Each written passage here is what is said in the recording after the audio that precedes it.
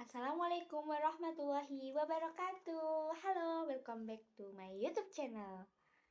Saya Oktavia Sanjaningrum dengan NIM 203210162 dari kelas PGMBA. Di sini saya akan menyampaikan tentang hak dan kewajiban warga negara.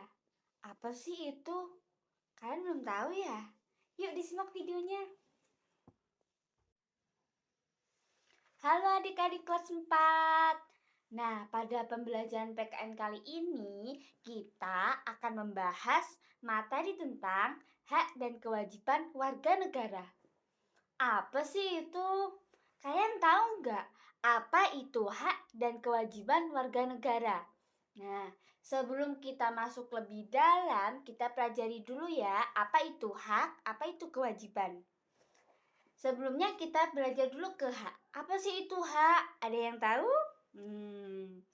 Jadi hak itu diartikan sebagai sebuah kekuasaan yang benar atas segala sesuatu yang menjadi milik kita.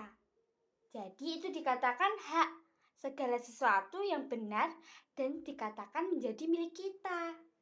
Itu hak. Terus kalau kewajiban itu apa ya? Nah, kewajiban itu segala sesuatu yang menjadi hak atau milik kita yang wajib dan harus kita laksanakan. Nah, itu namanya kewajiban. Tentunya teman-teman tahu dong makna kewajiban. Nah, makna kewajiban ini sering kita ketahui, sering kita kenali dalam kehidupan sehari-hari. Contohnya, kewajiban melakukan sholat 5 waktu. Nah, wajib artinya harus dilaksanakan. Jadi, kewajiban melaksanakan sholat 5 waktu ini termasuk dari kewajiban warga negara yang beragama Islam. Nah, seperti itu. Selanjutnya, penerapan hak dan kewajiban warga negara dalam kehidupan sehari-hari seperti apa? Nah, penerapan dari hak dan kewajiban dalam kehidupan sehari-hari itu seperti dengan dari hak dulu ya. Dari hak seperti dengan mendapatkan makan dan minum. Itu ketika kita berada di lingkungan keluarga. Nah, mendapatkan hak makan dan minum itu tugas dari orang tua kepada kita. Jadi kita berhak mendapatkan hak itu. Kedua, hak mendapatkan perlindungan dan keamanan. Nah, jadi kita itu berhak dilindungi dan diamankan. Kenapa? Karena hak itu menjadi sesuatu yang menjadi milik kita. Artinya, kita harus dapat memenuhi hak itu. Kalaupun tidak dapat, kita bisa melapor karena itu sudah menjadi hak kita.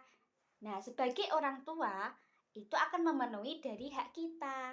Nah, selanjutnya yang ketiga ada apa ya? Nah, yang ketiga, hak mendapatkan kasih sayang. Hak mendapatkan kasih sayang di lingkungan rumah itu diberikan dari kedua orang tua kita, seperti menyayangi kita, merawat kita, kemudian menyekolahkan kita, menasihati kita. Itu salah satu bentuk dari hak kita untuk mendapatkan kasih sayang dari mereka. Nah, selanjutnya yang keempat ada apa ya? Nah, hak mendapatkan perawatan dari kedua orang tua. Nah, hak mendapatkan perawatan dari kedua orang tua ini itu seperti apa? Nah, salah satu contohnya dengan kedua orang tua kita merawat kita dari sejak bayi sampai kita besar seperti saat ini. Itu termasuk hak mendapatkan perawatan dari orang tua loh. Nah, selanjutnya yang kelima ada apa ya? Nah, yang kelima, hak mendapatkan ruang untuk berkomunikasi.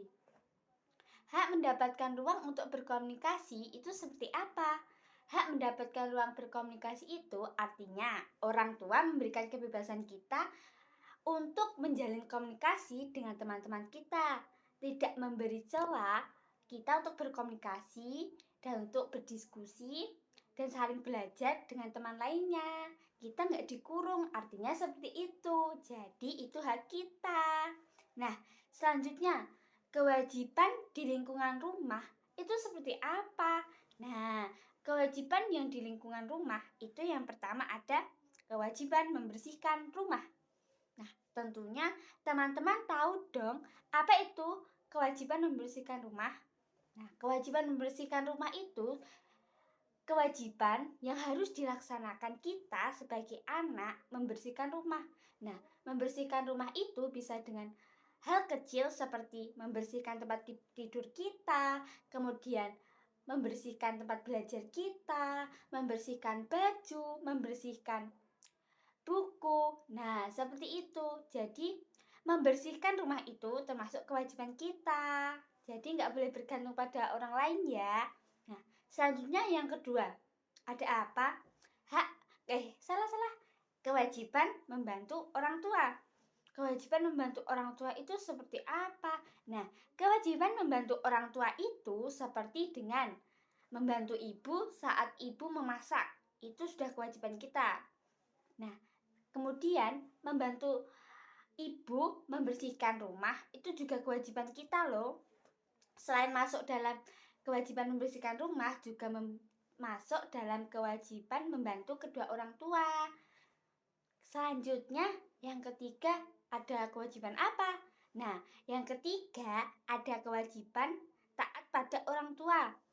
Teman-teman, siapa yang berani sama orang tua? Itu nggak boleh loh. Itu sikap yang salah, dosa. Nah, kita kepada orang tua itu harus taat, nggak boleh berani. Contoh sikap taat kepada orang tua yang wajib kita laksanakan itu seperti apa? Nah, ini contohnya. Contohnya, dengan menaati segala larangan dari kedua orang tua kita dan menaati perintahnya, orang tua itu akan seneng, suka, jadi lebih sayang sama kita. Jadi kita tuh harus taat, kita nggak boleh melanggar omongan dari orang tua kita. Nah, itu contoh dari wajib taat kepada orang tua. Nggak boleh ngelawan loh ya kalau dinasihati. Nah, itu tadi hak dan kewajiban warga negara ketika diterapkan di lingkungan rumah. Lalu, hak dan kewajiban warga negara ketika diterapkan di lingkungan sekolah. Itu seperti apa? Nah, ini disimak nih. Hak yang pertama ketika diterapkan di lingkungan sekolah, yaitu hak menerima ilmu pengetahuan dari guru. Jadi, kita ketika di sekolah sebagai seorang siswa, ketika seorang siswa, kita itu wajib menerima ilmu pengetahuan. Ketika guru lupa menjelaskan atau guru tidak masuk ke kelas, itu kita tuh punya hak loh kalau bertanya kepada guru. Bu, kenapa tadi tidak masuk ke kelas? Kenapa tadi tidak dikasih materi ini? Kenapa tidak dikasih materi B? Nah, itu termasuk hak kita untuk mendapatkan ilmu pengetahuan. Jadi tidak salah kalau kita bertanya kepada guru, mengapa guru belum atau tidak memberikan ilmu pengetahuan ketika di dalam kelas. Nah, seperti itu. Selanjutnya yang kedua, ada apa nih yang kedua? Nah, yang kedua, hak bertanya kepada guru. Jadi kita itu sebagai siswa diberi kebebasan untuk bertanya kepada guru. Seperti apa contoh bertanya? Nah, contoh bertanya itu seperti ketika guru menjelaskan kepada siswa dan saat itu kita muncul pertanyaan. Semisal guru menjelaskan pengertian dari fotosintesis. Kemudian ada siswa yang bertanya, fotosintesis ini contohnya seperti apa ya Bu? Nah, itu boleh bertanya karena itu menjadi hak kita. Jadi tidak ada larangan. Karena hak adalah sesuatu yang benar yang menjadi milik kita. Nah, selanjutnya yang ketiga. Ini ada apa ya? Selanjutnya yang terakhir, mengikuti seluruh kegiatan dan pelajaran di sekolah. Ini termasuk kewajiban dari seorang siswa yang harus dilaksanakan.